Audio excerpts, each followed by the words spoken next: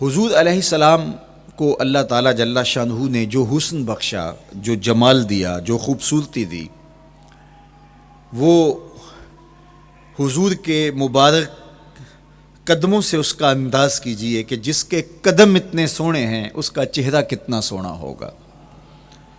حضرت عبداللہ بن بریدہ رضی اللہ تعالی عنہ حضور کے مبارک قدموں کا ذکر کرتے ہوئے وصف جمال محمد کی کہانی چھیڑتے ہیں اور فرماتے ہیں کانا رسول اللہ صلی اللہ علیہ وآلہ وسلم احسن البشر قدما، کہتے ہیں کہ کائنات میں جتنے سونے قدم میرے حضور کے تھے کسی کے تھے ہی نہیں۔ جو جمال اللہ نے حضور کے مبارک قدموں کو دیا تھا، اللہ اکبر، وہ کسی اور کا مقسوم نہیں تھا۔ خوبصورت قدم۔ اور حضرت انس رضی اللہ تعالیٰ عنہ، حضرت ابو ہریرہ رضی اللہ تعالیٰ عنہ اور حضور کے وصاف ہیں حضرت ہند بن ابی حالہ رضی اللہ تعالیٰ عنہ، یہ حضور کا حلیہ بیان کرتے ہیں۔ حضرت امام حسن بن علی رضی اللہ تعالیٰ عنہ نے حضرت ہند بن ابی حالہ کو ایک دن کہا کہ مجھے اپنے آقا و مولا کا حلیہ بتاؤ، تو انہوں نے حضور کا حلیہ بیان کیا۔ یہ حضور کے وصاف ہیں، چونکہ انہوں نے حضور علیہ السلام کو بہت قریب سے دیکھا اور آقا کریم علیہ السلام کی زیارت سے مالا مال ہوئے۔ ویسے حضرت امام حسن نے بھی تو حضور کو دیکھا تھا اور بھی اصحاب نے حضور کو دیکھا تھا۔ یہاں یہ بات دلچسپی سے خالی نہیں ہے کہ صحابی ہی تب بنتا ہے جب وہ حضور کو بنظر ایمان دیکھے، لیکن صحابہ ایک دوسرے سے پوچھتے تھے کہ بتاؤ حضور کیسے تھے؟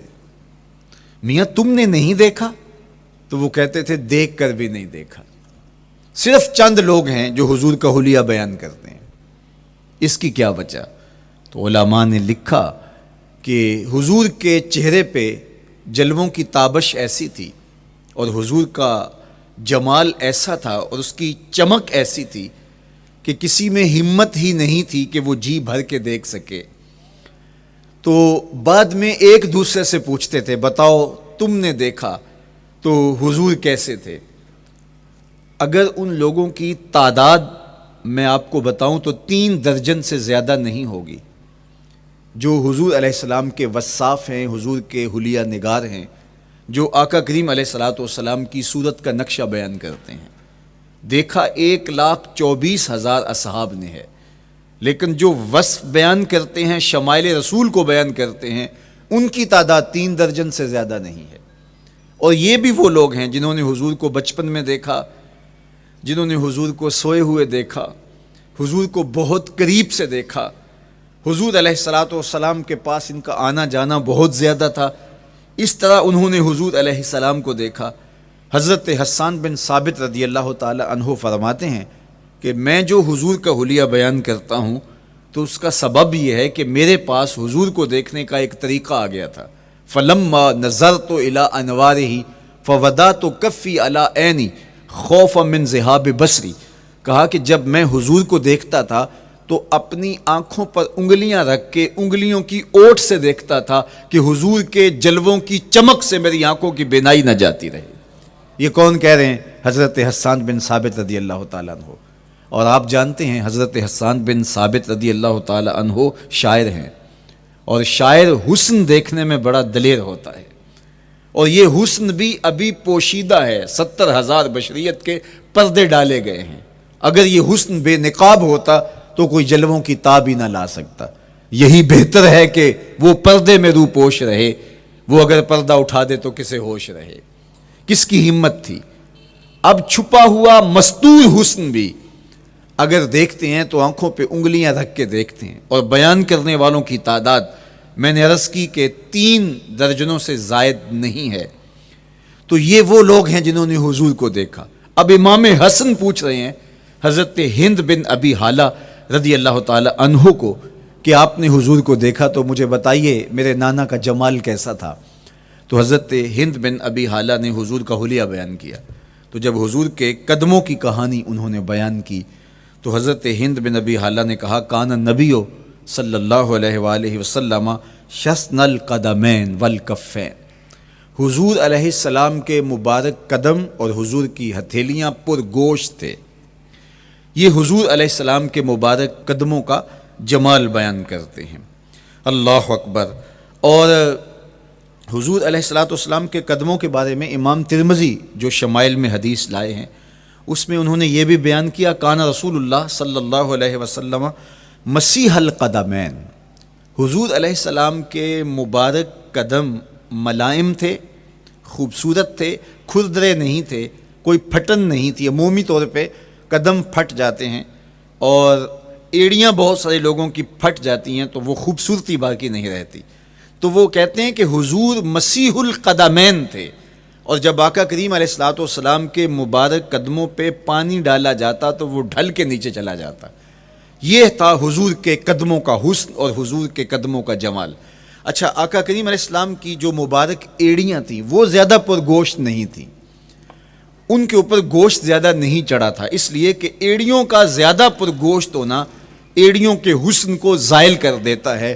حسن کا مرقع ہی جمال مصطفیٰ ہے، تو اس لیے اللہ نے ایک ایک عضو کو تراش کر کے بنایا ہے، بلکہ پوچھ پوچھ کے بنایا ہے۔ جس طرح حسان بن ثابت رضی اللہ تعالی عنہ کہتے ہیں کأنک قد خلقت کما تشاء، محبوب مجھے تو یوں لگتا ہے جس طرح آپ کے رب نے آپ کو آپ سے پوچھ کے بنایا ہے کہ محبوب بتاؤ کہ میں آپ کے اعضاء کو کیسے توازن اور کیسے حسن اور کیسے جمال دوں۔ تو حضور کی مبارک ایڑیاں یہ پرگوشت نہیں تھیں، باقی حضور کے پاؤں پرگوشت تھے اور کوئی پھٹن نہیں تھی، بالکل نرم گداس اور بالکل جو ہے وہ ملائم تھے، اور جب پانی ڈالا جاتا تو پانی ڈھل کے نیچے ایک سیکنڈ میں آ جاتا۔ یہ اللہ نے محبوب کو حسن دیا۔ حضرت ہند بن ابی حالہ نے کہا کہ حضور کے مبارک تلوے جو تھے وہ درمیان سے اٹھے ہوئے تھے، ایڑیوں سے لے کر کے انگلیوں تک یہ تلوہ کہلاتا ہے، جو اس کا نچلا حصہ جو زمین سے مس کرتا ہے، اور اس میں جو درمیان والا حصہ ہے یہ اٹھا ہوا ہو اور بالکل پاؤں سیدھا نہ ہو تو یہ پاؤں کا حسن ہے۔ پاؤں کا بالکل سیدھا ہو جانا یہ پاؤں کے حسن کو زائل کر دیتا ہے۔ اس میں تھوڑا سا خم ہو، جب چلے تو انگلیاں اور پنجے کا جو ہے وہ آگے والا حصہ زمین پہ لگے اور ایڑی لگے، اور درمیان والا حصہ زمین پہ نہ لگے، تو یہ حسن ہوتا ہے کسی کے پاؤں کے تلوے کا۔ اللہ نے محبوب کے مبارک قدم کی پشت کو بھی حسن دیا، حضور کے تلووں کو بھی حسن دیا، حضور کی ایڑیوں کو بھی حسن دیا۔ سائل الاطراف، حضور کی مبارک انگلیاں قدرے لامبی تھیں، اور یہ حسن ہوتا ہے۔ انگلیاں چھوٹی ہوں، ان کا قد پست ہو تو پاؤں کی خوبصورتی دکھائی نہیں دیتی، لیکن اللہ نے اپنے محبوب کی انگلیوں کو بھی ایک لمبائی عطا کر کے اس کو بھی ایسا جمال دیا تھا یار جو پاؤں کو دیکھتا رہے وہ پاؤں کو ہی دیکھتا رہ جائے۔ اللہ اکبر۔ اچھا، بعض احادیث میں آتا ہے کہ حضور علیہ السلام کے مبارک تلوے جو ہیں لیس لہا اخمس، یہ لفظ ہیں کہ وہ اخمس نہیں تھے، یعنی وہ درمیان سے اٹھے ہوئے نہیں تھے۔ تو اس کا کیا مطلب ہے؟ یہ حضرت ابو ہریرہ رضی اللہ تعالیٰ عنہ سے جو مروی روایت ہے اس میں یہ ہے لیس لہا اخمس، اور حضرت ہند بن ابی حالہ سے جو حضور کے مبارک تلووں کا حسن بیان کیا گیا ہے تو اس میں یہ بیان کیا گیا ہے کہ حضور علیہ السلام کا مبارک قدموں کا تلووں کا حسن یہ تھا کہ وہ درمیان سے تھوڑے سے اٹھے ہوئے تھے، اور یہ خوبصورت پاؤں کا جمال ہوتا ہے۔ تو ان دو چیزوں میں علماء نے تطبیق کی ہے۔ اللہ ان علماء کی قبروں پر رحمتیں نازل کرے جو حضور کے حسن پہ، حضور کے جمال پہ گفتگو کرتے رہے، اور ایک ایک عضو پر انہوں نے کئی کئی صفحات لکھے اور کتابیں انہوں نے تحریر کی حضور کے جمال پر۔ اب حضرت ہند بن ابی حالہ رضی اللہ تعالی عنہ، انہوں نے تو حضور کو گھر میں دیکھا تھا، یہ حضرت خدیجۃ الکبریٰ رضی اللہ تعالی عنہا کے فرزند تھے ابو حالہ سے۔ اب انہوں نے تو دیکھا، اب حضور لیٹے ہیں تو انہوں نے حضور کے پاؤں کو دیکھا کہ درمیان میں ہلکا سا خم ہے اور یہ پاؤں کا جمال ہے۔ اب حضرت ابو ہریرہ رضی اللہ تعالی عنہ نے جو حضور کے پاؤں کو دیکھا تو یہ اندرون خانہ کا دیکھنا نہیں تھا. تو انہوں نے کیسے دیکھا؟ تو حضرت ابو ہریرہ سے مروی ایک روایت سے سمجھ آتی ہے کہ انہوں نے جو کہا کہ لیس لہا اخمس، کہ ان کے مبارک تلوے درمیان سے اٹھے ہوئے نہیں تھے بلکہ بالکل برابر تھے، تو اس کا کیا مطلب ہے؟ تو حضرت ابو ہریرہ سے ایک روایت مروی ہے، وہ فرماتے ہیں کہ جب حضور علیہ السلام کسی چٹان کے اوپر چلتے تو حضور علیہ الصلوۃ والسلام کا وہاں قدم پڑتا تو وہ اس چٹان کے اندر حضور کا قدم گھس جاتا، وہ موم کی طرح چٹان نرم ہو جاتی. اس طرح زمین پر بھی حضور چلتے تو مبارک پاؤں کا جو نشان قدم ہے وہ پورا دکھائی دیتا. تو حضرت ابو ہریرہ رضی اللہ تعالیٰ عنہ اس سے یہ سمجھے کہ حضور کے تلوے جو ہیں وہ برابر ہیں. تو علماء نے اس پر گفتگو کی ہے. ایک تو حضور جب چلتے تھے تو آقا کریم پورے زور سے قدم زمین پہ رکھتے تھے اور اس وقار سے چلتے تھے کہ جس طرح حضور اونچائی سے نیچے کی طرف اتر رہے ہوں. تو جب پاؤں کو جما کر کے زور سے رکھا جائے تو پھر جو ہے وہ نشان نیچے پڑتا ہے. یا اللہ اپنے محبوب کے لیے زمین کو اور پتھروں کو بھی نرم کر دیا تو پھر حضور کے تلووں کا نقش بھی زمین کے اوپر جو ہے وہ حویدہ ہو جاتا. سلطان قاتیبائی نے ایک ایسا ہی پتھر جس کے بارے میں شنید تھی کہ اس پر حضور کے قدموں کا نقش موجود ہے، تو انہوں نے 20,000 دینار کے اندر وہ خریدا اور انہوں نے یہ کہا کہ جب میں فوت ہو جاؤں تو حضور کے قدموں کے نشان والا پتھر میری قبر کے سرہانے بطور کتبہ لگایا جائے. علامہ شہاب الدین خفاجی علیہ رحمہ لکھتے ہیں ہوا موجود الی الآن، وہ اپنے دور میں کہانی بیان کرتے ہیں وہ آج بھی سلطان قاتیبائی کی قبر کے سرہانے وہ پتھر نصب ہے جہاں حضور کے قدموں کے نشان موجود ہیں. اللہ اکبر. تو آقا کریم علیہ الصلوۃ والسلام کے مبارک تلوے، حضور علیہ السلام کی کم گوشت تراشی ہوئی ایڑیاں اور مسیح القدمین، حضور علیہ السلام کے ملائم نرم گداز پاؤں، ان کا حسن اور ان کا جمال، اور آقا کریم علیہ السلام کے قدموں کی انگلیاں جو قدرے لمبی تھی اور ان میں جو درمیان والی انگلی تھی وہ زیادہ لمبی تھی. اس پر حضرت میمونہ بنت کردم رضی اللہ تعالی عنہا اس انگلی کا حسن بیان کرتی ہیں، کہتی ہیں مجھے شوق ہوا کہ میں حضور کو دیکھوں. تو اپنے والد گرامی کے ساتھ حجۃ الوداع کے موقع پر میں بھی سعادت حج پا رہی تھی، تو حضور کو ملنے کے لیے جب ہم پہنچے تو آقا کریم اونٹنی کے اوپر سوار تھے، ناکہ پر جلوہ فراز تھے. تو میرے میں ہمت نہ ہو سکی کہ حضور کے چہرے کو دیکھ سکوں. ایسا جلوہ، ایسا جمال، اللہ اکبر، اور ایسا روب اور ایسی چمک چہرے کی اور تابشیں تھیں کہ میرے اندر ہمت نہ ہو سکی کہ میں حضور کے چہرہ نور کو دیکھ سکوں. اب آقا کریم اونٹنی پہ سوار تھے تو میں حضور کے مبارک پاؤں کو دیکھنے لگی.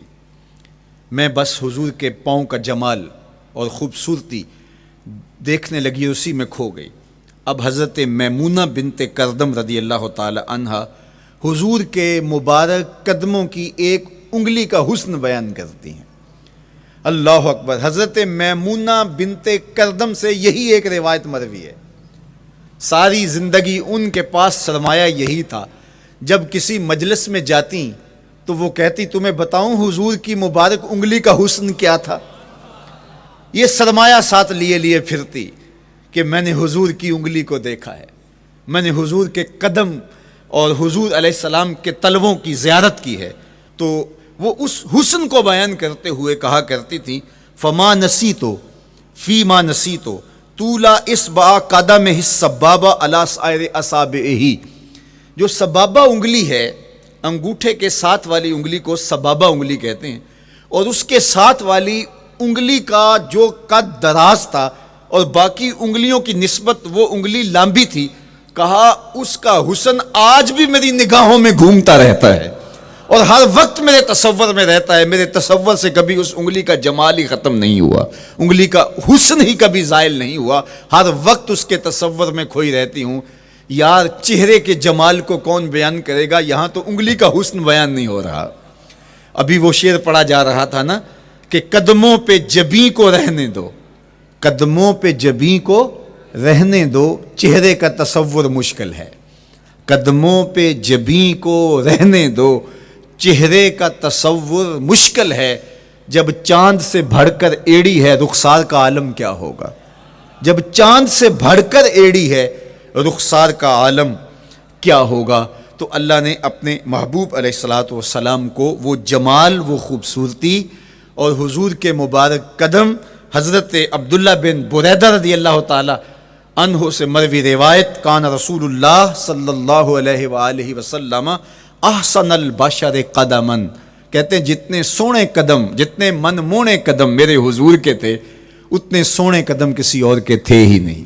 اللہ نے اپنے محبوب کو وہ جمال، وہ خوبصورتی اور وہ نور عطا کیا تھا۔ اچھا، یہ قدم، یہ ایڑیاں، یہ مبارک تلوے اور یہ داراز انگلیاں اور ان انگلیوں کی چمک اور ان کی رنگت کا جمال اور خوبصورتی، جہاں اس کا صوری حسن تھا تو مانوی حسن بھی دیکھنے والا تھا۔